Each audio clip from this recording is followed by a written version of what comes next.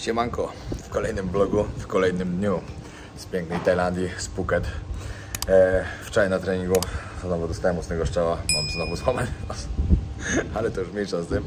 Po prostu ostatniego razu nie zagoiłem dobrze, no i wczoraj nadziałem się i znowu masakra. A robiłem wczoraj zdjęcia do paszportu i powiem wam, że nieciekawie będą wyglądały. Dzisiaj wieczorem lecę do Bangkoku wyrabiać właśnie nowy paszport. Jutro mam spotkanie w ambasadzie. No i zdjęcie w tym paszporcie będzie naprawdę ciekawe. Z racji tego, że trochę dłużej pospałem. Szybko śniadanko przy basenie. Zaraz wam pokażę, co robię. I za pół godziny, nie całe pół godziny na trening. Banan, mleczko, białko wojownika. Ja mam taki święty mikser z Blendigo.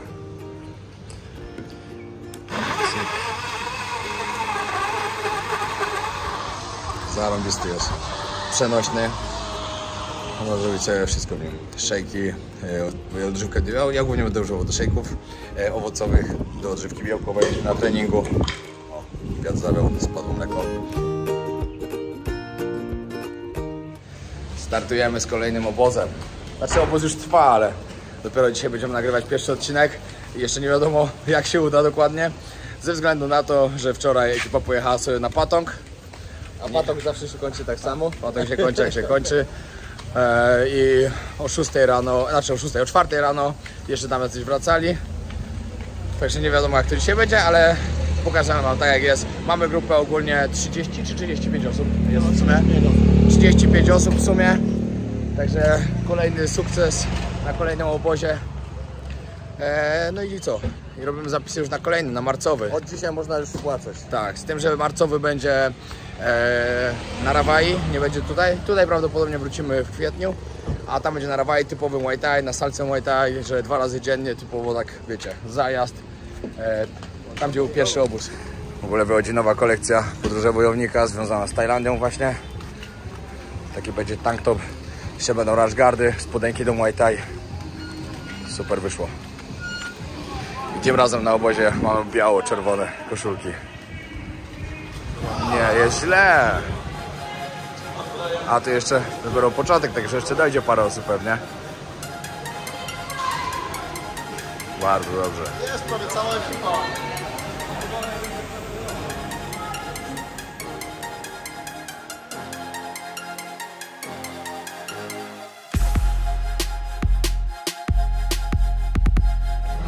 Wiążemy ręce i zaraz startujemy. Ci, którzy wczoraj pili, dzisiaj pożałują tego. Powiem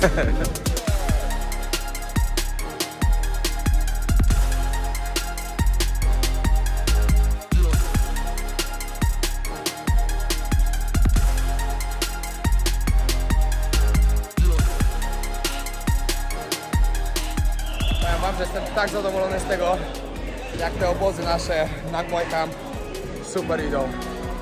Chętnych nie brakuje, cały czas mamy teraz full, jest super. A was zapraszamy. A ty słuchajcie, jak będziecie chcieli, to zapraszamy na naszego Instagrama nagmuay podłoga camp albo na maila nagmuaycamp.phuket@gmail.pl. Paweł, z gotowości. Prawie ci wyszło, jeszcze raz.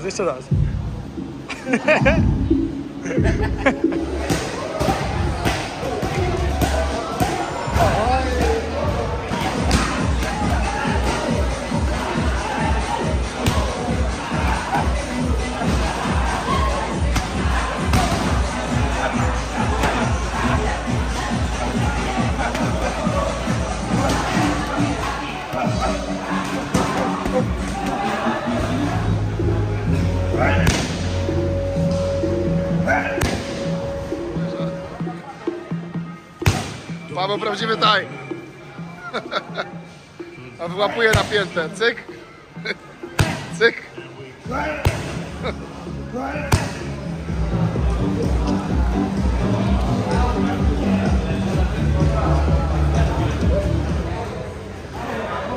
Super grupę mamy, naprawdę.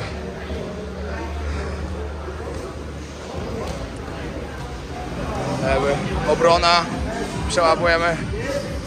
Od razu jest w przypuszczeniu low kick, prosty i łokieć.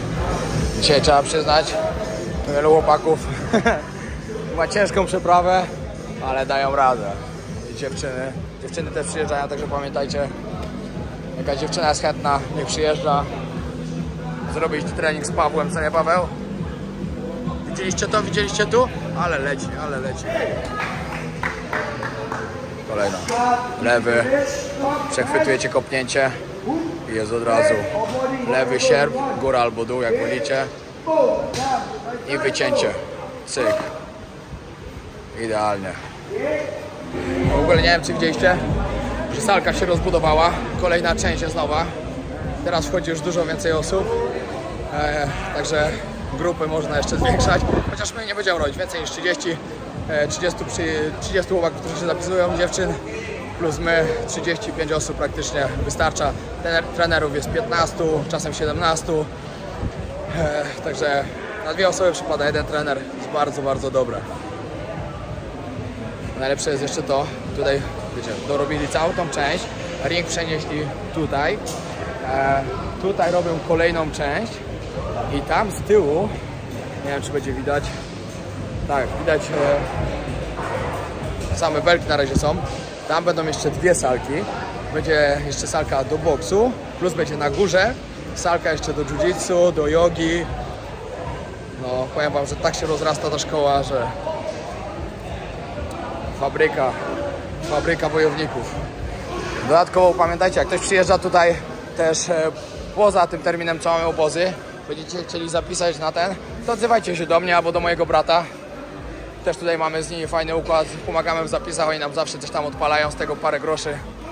Także dzięki wielkie, jak ktoś będzie chciał skorzystać z tego, bo zawsze nam coś wpadnie. A cenę będziecie mieli taką samą, także czy im zapłacicie, czy nam, to na jedno wyjdzie, a dla nas zawsze lepiej.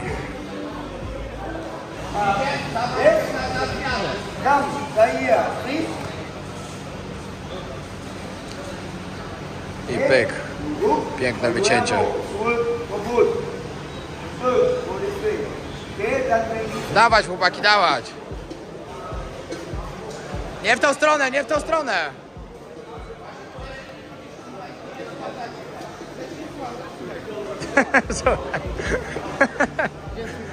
Cześć, Darcel. Kop, kop.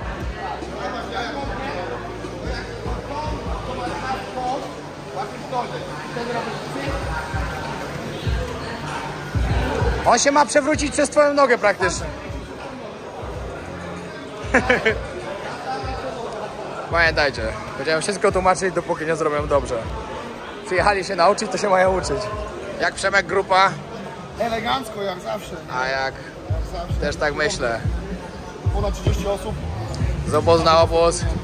Nie no, w sumie już nie można powiedzieć, że z obozu na obóz coraz lepiej, bo już każdy obóz był dobry. No i teraz czekamy na marzec.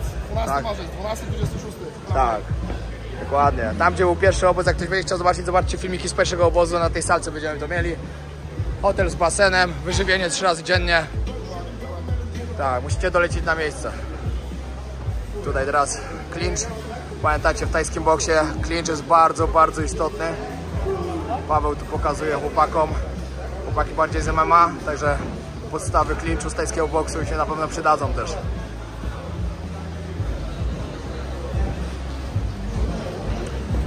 I pamiętaj, żeby głowę starać się mieć cały czas wyprostowaną.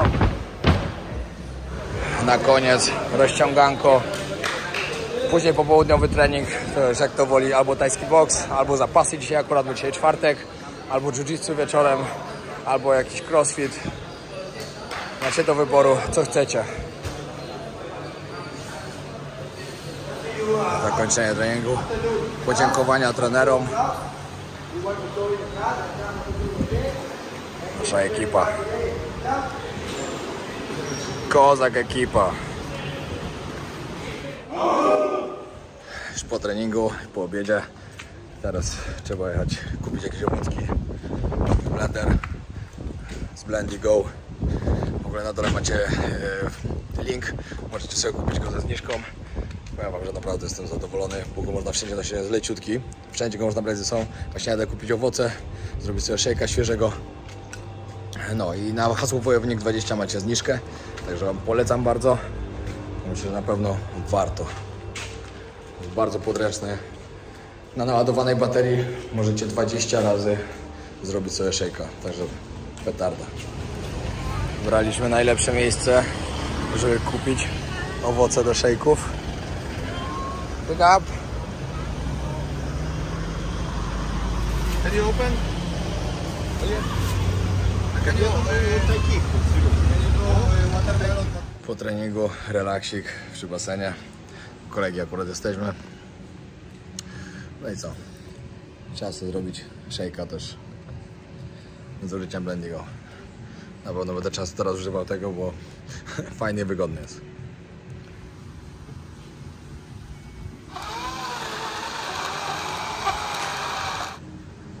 Piotka.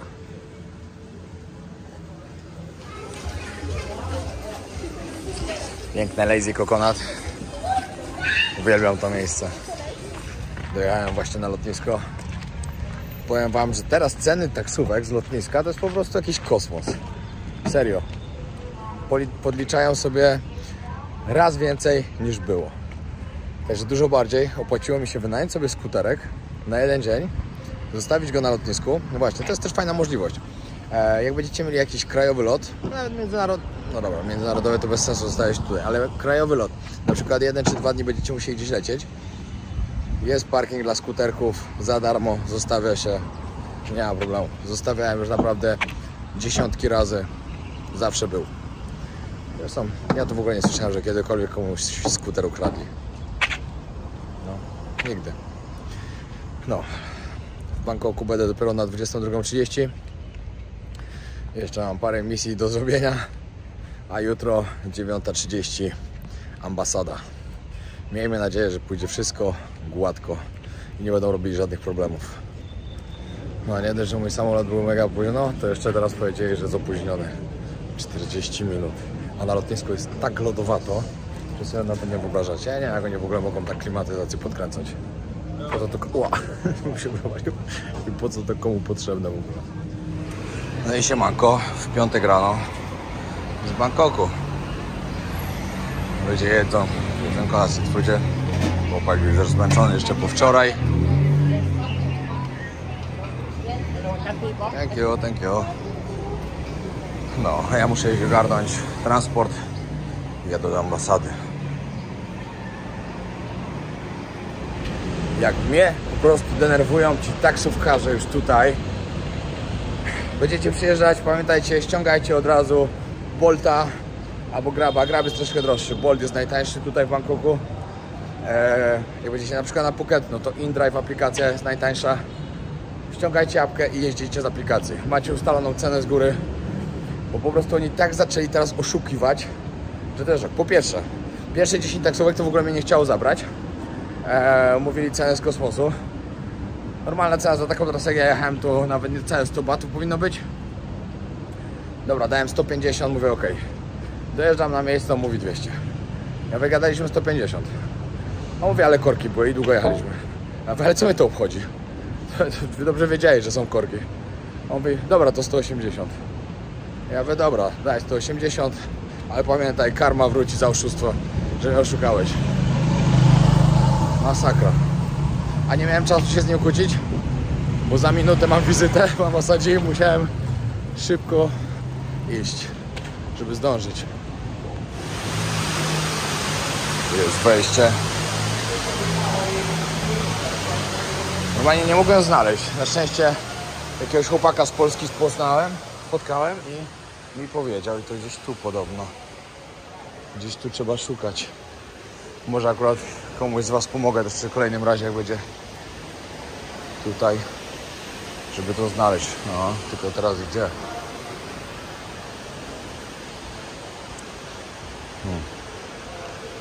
Tu zapytam. Dostajecie kartę taką, żeby sobie wejść. Nie wiem gdzie. O. Kurde, no i lekki problem jest. Mam złe zdjęcia. Na Phuket jak mi robili paszportowe, no to zrobili źle. Za mała głowa jest. Przy mojej głowie za mała. Jak to możliwe? Że ma taki łeb wielki, jak można powiedzieć, że za mała głowa. No, ale jednak za mała na zdjęcie, muszę jej szybko gdzieś szukać fotografa i zrobić zdjęcia nowe. Kurde, nie lubię jak wychodzą takie nagłe problemy, można powiedzieć, bo kurde mam kolejny samolot i nie chciałbym się na niego spóźnić. No i nie wiem, gdzie tu teraz mamy iść. To jest najlepsze. No.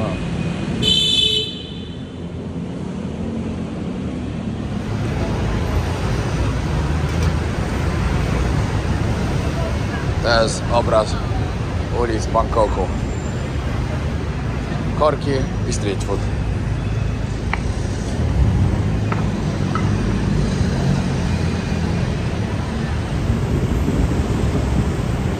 Dobra, muszę czekać 15 minut teraz na zdjęcia. To kawka, wiadomo. Jestem mocnym kawoszem. Kiedyś obiecałem sobie, że będę chciał mieć swoją kawę. Albo kawiarnię. Kawiarnię bym chciał mieć bardzo. No, ale już jestem uzależniony od kawy. A co by było, jakbym miał kawiarnię? Chyba bym pił tylko kawę. Ja po prostu cały czas lubię mieć dużo energii. Tak to wygląda. W ogóle, nie wiem czy piliście kiedyś. Ja nie. Ale teraz zauważyłem, że tutaj piję kawę z sokiem pomarańczowym. Kiedyś mi o tym Ala już mówiła, że tak się tu pije. Ja już teraz żałuję, że sobie nie wziąłem, ale już nie będę zamawiał nowej kawy. Ale muszę spróbować kiedyś. Jak ktoś z Was był w Tajlandii i pił kiedyś kawę z sokiem pomarańczowym, dajcie znać, jak smakowała. Jak ktoś z Was będzie miał ten sam problem co ja ze zdjęciami, jak wyjdziecie z ambasady, pójdziecie do głównej drogi, jakby do stacji metra, tam jest takie duże centrum, HomePro się nazywa. Znaczy HomePro to jest ogólnie sklep, ale to jest duże logo HomePro i tam są też inne sklepy i tam znajdziecie fotografa, najbliżej. Nigdzie wcześniej nie było. Wracam szybko zrobić, co mam zrobić i muszę lecieć na lotnisko, bo dużo czasu nie zostało. Znaczy, jeszcze muszę do Ali podlecieć po drodze i pójść na lotnisko, ale mam nadzieję, że się wyrobię. O, całe szczęście sobie wziąłem godzinę później niż chciałem wziąć lot. To było... miałem jakąś czutkę, że coś może być nie tak. Jak przyjedziecie do ambasady, pamiętajcie, to jest w takim budynku tutaj, jest hotel też. Atlas Tower. Nigdzie nie jest zaznaczone, że tu jest, albo jest zaznaczone, albo, a ja nie wiem. Tu w środku jest właśnie ambasada na 6. piętrze. No i super, wszystko gładko poszło. Jestem zdziwiony, nie ukrywam, bo myślałem, że tak łatwo nie będzie, bo parę osób mi opowiadało, jakie miało swoje doświadczenia z ambasadą tutaj i łatwo nie było. I w ogóle nawet spotkałem też chłopaka przed wejściem i się mnie pyta, jak tam załatwione? Ja mówię, no, że załatwione, że wszystko gładko. On mówi, no niemożliwe normalnie. No już 4. raz jest w ambasadzie, nie wiem jaką miał sprawę, no nie wiadomo, no może ja miałem po prostu łatwą. On mówi, że 4. raz w ambasadzie i dalej coś nie tak. No ale cóż, ważne, że moja sprawa załatwiona. Teraz szybko iść, bo czas mi się kończy. Ja nie chciałem się spóźnić na samolot, bo drogie są takie, bilety na weekend są po prostu tak drogie. Kolega mi teraz się nagrywał, to mówi, że jak chce wrócić na Phuket w Bangkoku dzisiaj, 500 zł. Jazga. Pamiętam dobre czasy, jak za 100 zł to w 2 strony się latało. Ale to było kiedyś dobre. Ale niestety te czasy się skończyły.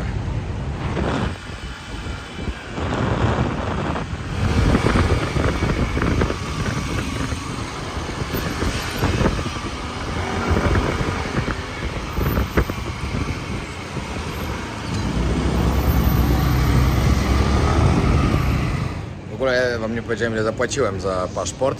Dałem 4050 tajskich batów za wyrobienie. Plus dodatkowo, jak będę chciał, żeby mi wysłali go na Phuket, to muszę dopłacić 500 batów za przesyłkę. Ale wiadomo, że się to dużo bardziej opłaca, żeby mi wysłali. Bo jakbym miał przylecieć, to ja pewnie zapłacił zamiast 500 batów, to 500 zł. Plus jeszcze jakiś hotel, plus coś. Nie ma sensu. Lepiej, że przysłali. I około miesiąca czasu muszę czekać.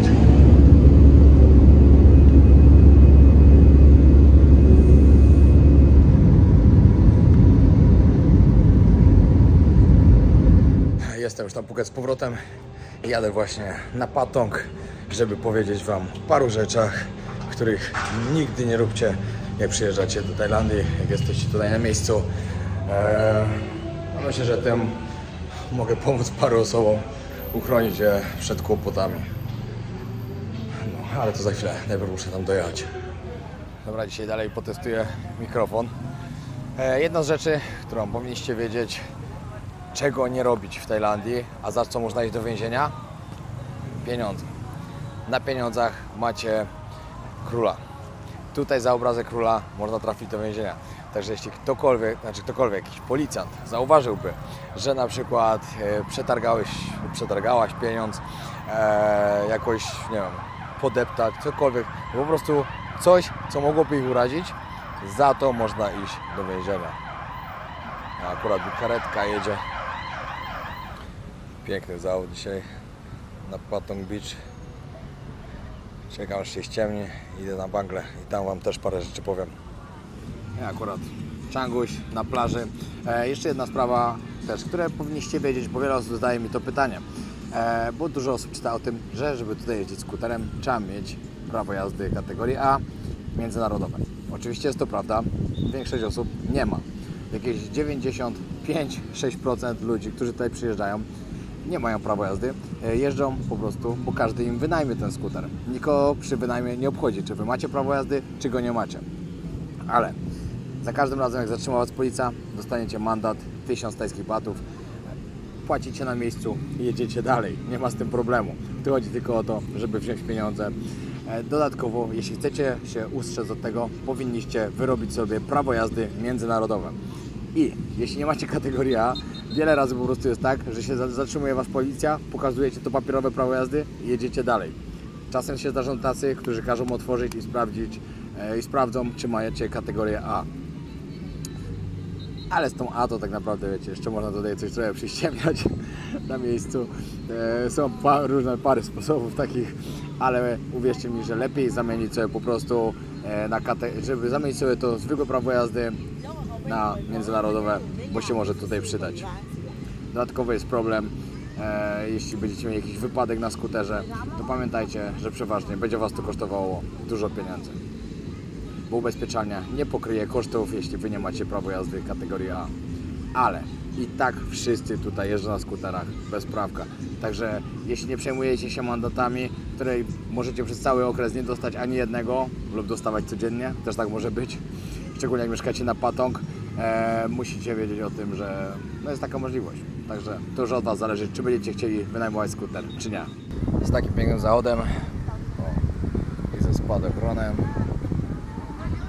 Powiem wam o kolejnym punkcie, czyli używanie e-papierosów w Tajlandii.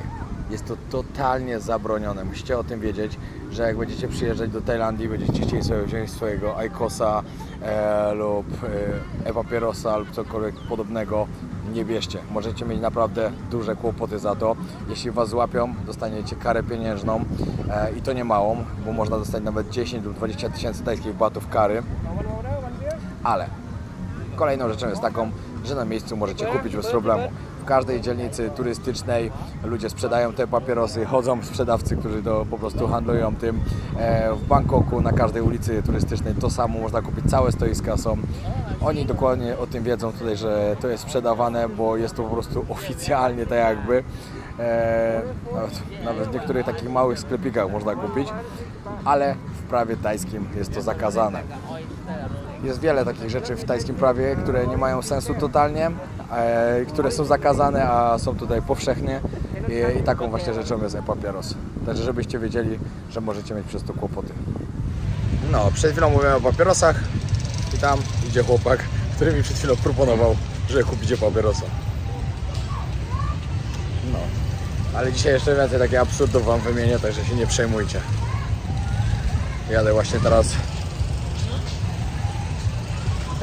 Jadę teraz właśnie się spotkać z jakimiś Polakami. Ładnie brali wycieczki, które mamy tutaj zaprzyjaźnionego biura tajskiego. Także jak ktoś jest na Phuket, chce pojechać na jakieś wycieczki z nami, to zapraszam na stronę Polacy na Instagrama. Polacy na Phuket. Dajcie znać, albo u mnie się odezwijcie na Instagramie. Pomożemy, mamy naprawdę świetne ceny. Pracujemy z Tajami, także na pewno będziecie zadowoleni. Kolejne sprawy związane ze skuterkiem. Pamiętajcie, żeby zawsze jeździć w kasku. Po pierwsze, bezpieczeństwo i to jest najważniejsze, bo życie się ma jedno, zdrowie się ma jedno. Ja już miałem tu wypadek, zresztą bardzo duży procent ludzi, którzy przyjeżdżają do Tajlandii, wynajmują skuterek, mają wypadki, że się przewrócą albo coś, poobdzierani są. My mówimy, że to jest Phuket tattoo albo Thai tattoo, obojętne, zależy w jakim rejonie się wywrócicie. Ale jeszcze jedno chciałem Wam powiedzieć ważnego. Wiadomo, to jest miejsce turystyczne, ludzie przyjeżdżają się tutaj bawić, wynajmują skuterek i zdarza się tak, że jeżdżą po pijaku. Za jazdę po pijaku normalnie powinno być 5000 tajskich batów kary, plus zatrzymanie na komisariat, tam 24 godziny i tak dalej. Kiedyś pokazywali mi taką kartkę.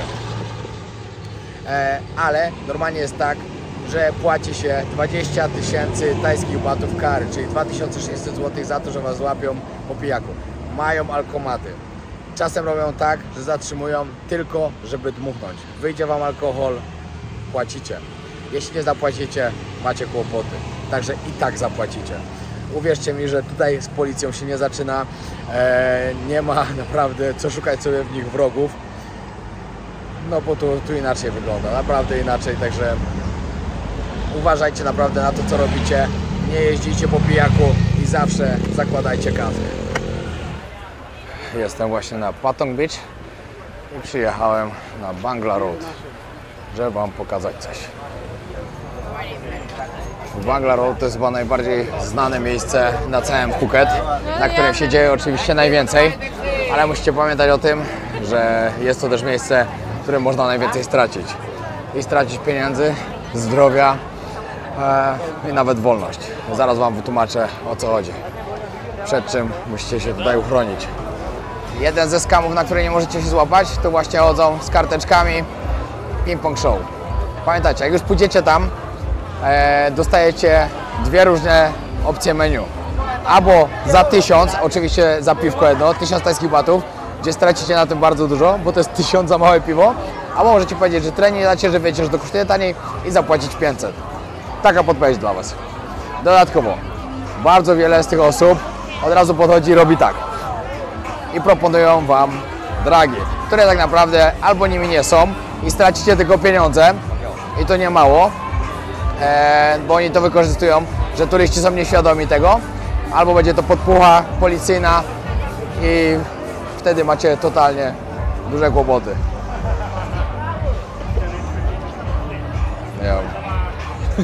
Dziwną akcję miałem. Jakiś Hindus. Powiem Wam teraz sytuacje, które miały na przykład ostatnio tutaj miejsce. Jak wiecie, zapalić tutaj można, jest pełen legal, ale nie o to chodzi.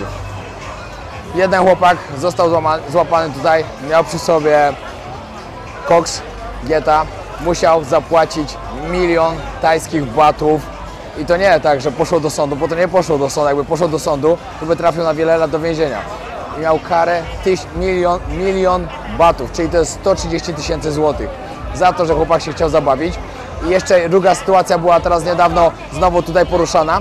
Jakiś czas temu dziewczynę tutaj złapali, odebrała paczkę, no wiadomo, że wiedziała kto, albo nie wiedziała, ale no wiedziała raczej. Wysłali jej paczkę, w którym był kryształ. Dziewczyna podpisała odbiór paczki, policja ją złapała, bo wiedzieli, co tam jest w tej paczce. Dostała dożywocie, 20-letnia dziewczyna dostała dożywocie i teraz po jakimś czasie zmienili jej wyrok na 35 lat więzienia. 35 lat więzienia w tajskim. 35 lat w tajskim więzieniu? No, I don't think you. Także sobie wyobraźcie. Bardzo, ale to bardzo, bądźcie rozsądni, jak tutaj przyjeżdżacie. Bo mimo tego, że trochę się tu zmieniło i że to jest pierwszy kraj, który się otworzył całkowicie na to, że są można przejść i zapalić, to nie znaczy, że ze wszystkim tu jest luz. Bo z całą resztą prawo jest cały czas tak mocno zaostrzone, jak było kiedyś. Także pamiętajcie. Kolejna rzecz. Czyli dziewczyny. O, siema. Dziewczyny, która to właśnie się chowała za słupem, bo widziała, że nagrywam. To teraz bardziej do męskiej części. Pamiętajcie, że na Phuket nie ma nic za darmo. I to, żeby żadna kobieta nie była tu mrożona, ale tak to tu wygląda. Seksturystyka w Tajlandii jest najbardziej popularną seksturystyką na całym świecie. To jest najbardziej powszechne. Siema. O, kolejny chłopak z Polski. Mimo tego, że jest to tutaj zakazane. Prostytucja jest totalnie zakazana w Tajlandii, a mimo tego jest tak rozwinięta, jak jest. Te dziewczyny po prostu uważają, że one nie są prostytutkami i tak to wygląda. Jeśli poderwiecie sobie dziewczynę na imprezie i ona od razu zaproponuje, żebyście poszli do waszego hotelu lub jej, musicie wiedzieć, że to nie jest za darmo. Ta dziewczyna będzie chciała na pewno od was pieniądze. Musicie się od razu jej zapytać, co i jak, ile sobie woła za takie coś. I normalnie o tym mówię, ponieważ to jest tutaj normalne.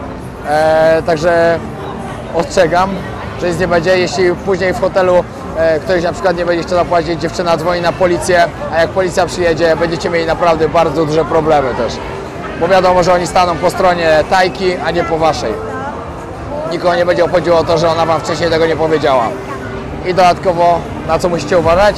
Na dziewczyny, które nie całkiem są dziewczynami. Większość z nich powinna wam się od razu z góry przyznać. Thank you so much. Thank you. Powinna wam z góry powiedzieć, jak sprawa wygląda, ale są też takie, które się nie przyznają i mam parę takich przykładów, jak Polacy przyjeżdżali. O, to są akurat dziewczyny z Rosji. Jak przyjeżdżali, niestety w hotelu dowiadywali się, że ta dziewczyna nie całkiem jest dziewczyną. I nie mówię na swoim przypadku, żeby nie było. Nigdy w życiu mi się to nie zdarzyło. Ja za długo tutaj jeżdżę, żeby dać się wrobić w takie coś. Serio. Także żeby nie było. No, ale były takie przypadki chłopaków. No i wiecie, to później jest też taka sytuacja, że na przykład chłopak się za bardzo zdenerwuje albo coś, jest agresywny do tej dziewczyny, czy prawie dziewczyny. Ona też wzywa policję. Jest bardzo duży problem. Dodatkowo jak ją weźmiecie na hotel, ona chce za to pieniądze. Także musicie na to uważać, żebyście się nie dali w to wrobić. I żeby nie było za późno. Kolejny skam, o którym warto wiedzieć, to dziewczyny w barach. Dziewczyny w barach lubią bardzo naciągnąć na drinki, ale zaraz chyba muszę pójść do jakiegoś lepszego miejsca, żeby było lepiej słychać. Dobra, bo tam nie było dobrze... Ale mam urąbaną kamerę. O, lepiej. Tam nie było dobrze słychać, także wolę teraz o takich popularnych skamach, które robią dziewczyny w barach. Też dobrze, żebyście wiedzieli. Przychodzicie, zamawiacie sobie piwko i dosiadają się dziewczyny. Normalna sprawa. To jest Tajlandia. To jest bardzo normalna sprawa. No i ta dziewczyna na początku zagaduje, żeby kupić jej drinka. Każdy drink dziewczyny kosztuje 220 tajskich batów albo 220, jakoś tak. Przeważnie... Oho, awantura jakaś. Między 25 a 30 zł. Tyle kosztuje. Jakaś awantura. Oho, dobra, miesza z tym, no. Odmówicie, chyba że jesteście pijani, no to będziecie kupować, normalna sprawa, zaraz rachunek będzie taki, trzeba zapłacić, nie ma wyjścia. Nie zapłacicie, kłopoty. Lub przyjdzie dziewczyna do was i powie, że chce z wami zagrać w grę. To jest przeważnie taka gra, że się wrzuca takie kolorowe kółeczka.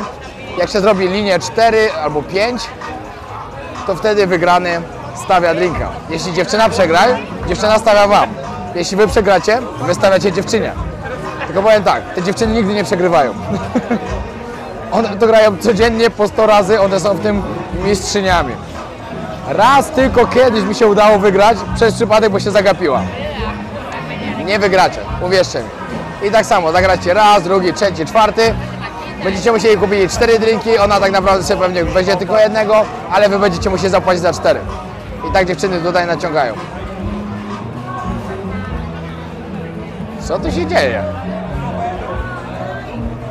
O, policja już przyszła. To se chłop narobił problemów. Powiem wam tak. Prawie nigdy nie widzę, żeby coś się tutaj działo. Naprawdę tak sporadycznie, że szok. Ale przyjeżdżają różni turyści. I różnie się ludzie zachowują. Ciekawe, co on narobił. To pod takim miejscem, gdzie nie mogę pokazać tego. bo mi YouTube zmonetyzuje. Bo jest namalowane coś tam takiego, taki duży liść. Kolejną taką ważną sprawą też, nie jakoś istotne, ale dobrze mieć zdjęcie swojego paszportu w telefonie. Wiadomo, nie noście przez cały czas dokumentów, bo można zgubić, ale zdjęcie nieraz się przydaje. Miałem już sytuację, że zatrzymywała mnie policja i chcieli paszport. Jeśli nie macie tego paszportu, zadają dużo takich niepotrzebnych pytań, które możecie załatwić po prostu pokazaniem paszportu, skąd jesteście. Także warto mieć zrobione zdjęcie głównej strony plus wizy. Wiecie, oni są teraz tutaj bardzo uczuleni też na to, że ludzie siedzą tutaj na overstay, czyli na wiza im się skończyła, oni siedzą dalej. Bardzo wielu Rosjan tutaj teraz wyjechało, no i są wyczuleni na to. Także lepiej to mieć, żeby uniknąć jakichś niepotrzebnych rozmów. Co do wizy i co do overstay, to też jest ważną sprawą, że jeśli zostajecie tutaj, przypuśćmy, parę dni dłużej, skończy Wam się wiza, ale chcecie zostać parę dni dłużej, to tak, pierwszą ważną sprawą jest to, że możecie sobie przedłużyć wizę w biurze imigracyjnym, sorry, zamkało trochę, w biurze imigracyjnym za 1900 tajskich batów o 30 dni możecie ją przedłużyć. Jest luz. Teraz dostajecie 45 na wjeździe, o 30 możecie przedłużyć, 2,5 miesiąca możecie sobie siedzieć w Tajlandii bez problemu. Ale jeśli na przykład nie chcecie tego zrobić, możecie zrobić tak, że jeżeli jesteście tam na przykład dzień dłużej, 2 albo coś, za każdy dzień, który jesteście dłużej, płacicie 500 tajskich batów kary. Jeśli to jest parę dni, dostaniecie karę, nie było tematu, żaden problem. Ale jeśli na przykład jest to już 3 miesiące dłużej, pół roku dłużej, rok, no rok to już nawet nie gadam, ale jeśli jesteście tak na przykład chyba mniej więcej jak to było 3 miesiące, to możecie dostać 5 lat zakazu wjazdu do Tajlandii, pół roku to już 10 lat, a dalej to już w ogóle macie problemy i jeszcze do więzienia traficie za to, że jesteście tutaj nielegalnie. Także na to też lepiej uważać. Zresztą wizę tu jest tak łatwo dostać, że bez sensem totalnym, no chyba, że ktoś nie może wyjeżdżać, wjedzie już nie może wyjechać, bo są takie przypadki, ale bardzo mało. Tuk-tuki. Na Phuket to nie tyczy się to, co teraz powiem, bardziej się to tyczy Bangkoku. Zatrzymuje Was kierowca tuk-tuka, pokazuje Wam mapkę i mówi, że za 50 tajskich batów Was zawiezie do miejsca, gdzie chcecie jechać. To jest scam. Nie ma takich tanich tuk-tuków i dodatkowo on obwiezie Was po 5 sklepach, w których będzie chciał, żebyście coś kupili, bo on z każdego z tych sklepów ma swoją prowizję. Nie dajcie się w to robić. Tuk-tuki nie są takie tanie, żeby przejechać się tuk-tukiem jako turysta, trzeba dać około 200 tajskich batów w górę. Nie ma szans, żebyście załatwili tanio. Jak się jest dłużej, to idzie się dogadać, ale jako turysta to co najmniej 200. Także jak ktoś Wam zaproponuje, że Was weźmie za 50 batów, musicie wiedzieć o tym, że to jest oszustwo. Dobra, miałem mówić więcej takich przypałowych rzeczy, ale już od razu jak zaczynam mówić, to Wam powiem jeszcze tak samo, w jakiego skama się możecie wrąbać na lotnisku z kartą SIM. Pamiętajcie, że karta SIM na lotnisku jest najdroższa. No to jest chyba normalne. Za kartę SIM, za którą na przykład na mieście, ja płacę tutaj 300 tajskich batów, mam z AIS. AIS to jest najlepsza sieć tutaj.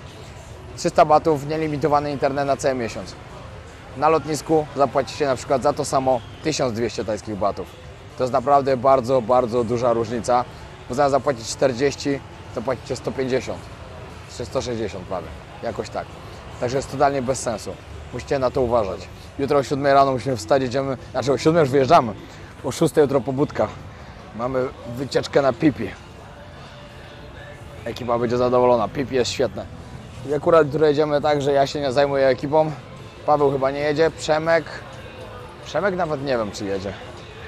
No. Ale będzie wesoło. Phi Phi jest zarąbiste. Każdemu z Was polecam Phi Phi, bo jest naprawdę świetne. Dobra, myślę, że w tym odcinku tyle Wam wystarczy. To były takie podstawowe rzeczy, na które naprawdę warto uważać. Myślę, że jest tego dużo więcej, ale z czasem jak sobie będę przypominał, to na pewno we vlogach będziecie słyszeli o tym. Także pamiętajcie, żeby oglądać każdy odcinek, żeby subskrybować kanał, bo to bardzo ważne. No i jeszcze na sam koniec pamiętajcie, że na dole w opisie, w komentarzu znajdziecie link, w którego możecie zamówić Blendigo, czyli shaker z 20% zniżką na hasło Wojownik20. Polecam bardzo, bo się opłaca, jest naprawdę zarąbisty w użyciu. Z czystym sumieniem go polecam, także do dzieła. Pozdro, dzięki wielkie. Just take a look at yourself. Do you really think it's gonna help if you always fighting yourself, trying to forget how you felt? Just take a look at yourself. Can't even be your own friend, cause you're way too stuck in your head. How do you think it's gonna end? Nothing that day